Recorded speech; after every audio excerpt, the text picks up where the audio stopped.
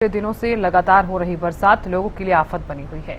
बरसात के कारण कई घरों में दरार आ गई है, साथ ही खेतों में भी जलभराव है, जिस कारण फसलें पूरी तरह से नष्ट हो चुकी हैं। डूबकर किसानों को काफी नुकसान का सामना भी करना पड़ रहा है। किसानों ने सरकार से गिरदावरी कर उचित मुआवजे की मांग भी की है।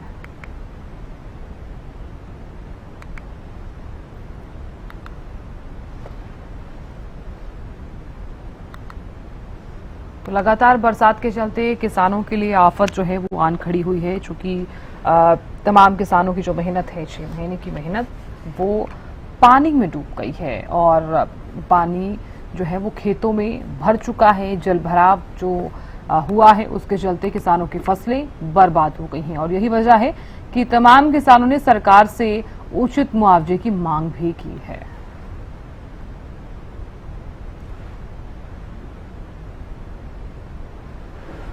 तो खबर पर ज्यादा जानकारी के साथ संवाददाता गगन जुड़ गए हैं। गगन, देखिए लगातार पहाड़ों पर जो बरसात हो रही है उसका असर सीधे तौर पर मैदानी इलाकों पर भी देखने को मिल रहा है। जलस्तर काफी बढ़ता नजर आया तमाम नदियों का, लेकिन अब सवाल यही कि जलभराव जल जमाव लगातार अगर हो रहा है तो क्या कुछ फिलहाल प्रबंध किया गया है या फिर यही स्थिति लगातार बनी रहेगी?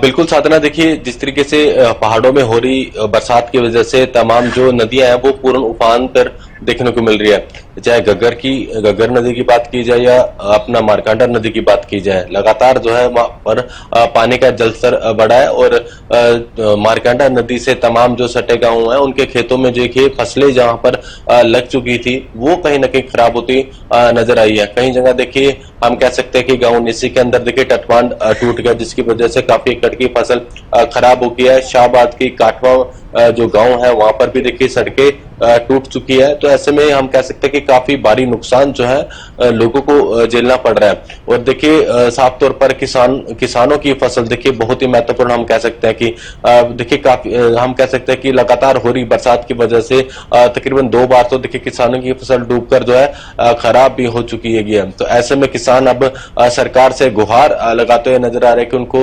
मुआवजा जरूर मिले। देखिए सरकार उनके साथ किसानों के साथ खड़ी है। देखिए अभी पोर्टल भी शुरू हो जाएगा और जिन किसानों की देखिए हम कह सकते हैं कि फसल खराब हुई है जल्द देखिए हम कह सकते हैं कि जो फसल खराब हो गई है उसका ब्यौरा लिया जा रहा है और हर एक विभाग को अलर्ट मोड पर रहने के लिए कहा गया है। देखिए गांव जानसा की बात की जाए, लगातार जो है मारकंडा नदी का जो डेंजर लेवल से जो है पानी जो है बढ़ चुका है, जिससे वहां पर पुलिस प्रशासन तमाम अधिकारी लगातार जो है अलर्ट वहां पर बैठे हुए हैं। और देखिए और सबसे बड़ी बात की स्वास्थ्य विभाग की टीमें भी बना दी गई है, जहां पर जल भराव की स्थिति, जिन गांवों के अंदर जल भराव की स्थिति हो चुकी है, खेतों में पानी जा चुका है, वहां पर मेडिकल कैंप्स लगाए जा रहे हैं ताकि देखिए बरसात अगर जो पानी इकट्ठा होगा कहीं ना कहीं बीमारियां भी दस्तक जरूर देगी। बीमारियों से लड़ने के लिए स्वास्थ्य विभाग पूर्ण रूप से अलर्ट देखने को मिल रहा है, चाहे इरिगेशन डिपार्टमेंट की बात की जाए या पुलिस प्रशासन की बात की जाए। कल देर रात भी एक वीडियो जो है सामने आया था जहां पर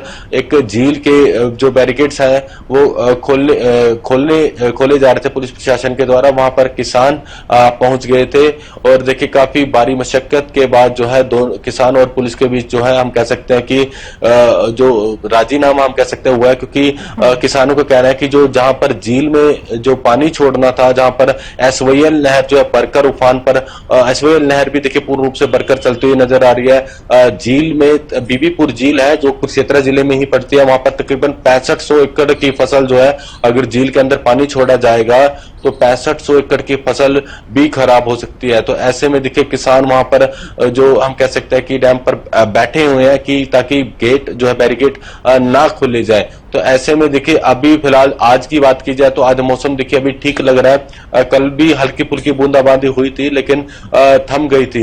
लेकिन साफ तौर पर हम कह सकते हैं कि तमाम जो मारकंडा नदी से सटे गांव है वो कहीं ना कहीं अलर्ट मोड पर रह रहे हैं। और देखिए सभी स्कूलों की छुट्टी भी अभी तक जो अगले आदेश तक रहने के आदेश दिए गए हैं। लेकिन हम कह सकते हैं कि लगातार जो प्रशासनिक अधिकारी लगातार जो है जहां पर देखिए स्थिति खराब लग रही है वहां पर पहुंचते नजर आ रहे हैं। जी चलिए गगन, बहुत शुक्रिया जानकारी देने के लिए और नजर बनाए रखने के लिए।